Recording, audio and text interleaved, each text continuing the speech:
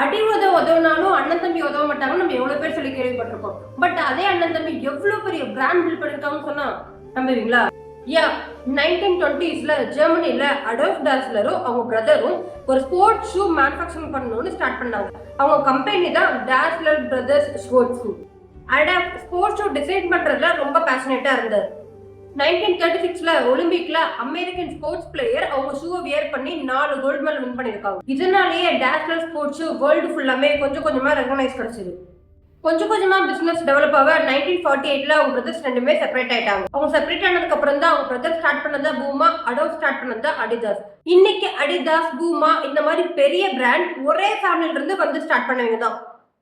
So just remember, நாளைக்கு நீங்க ஒரு பெரிய பிராண்ட் பில்ட் பண்ண போறீங்கன்னா அதுக்கு சப்போர்ட் பில்லர் உங்க சிப்ளிங்ஸா கூட இருக்கலாம்.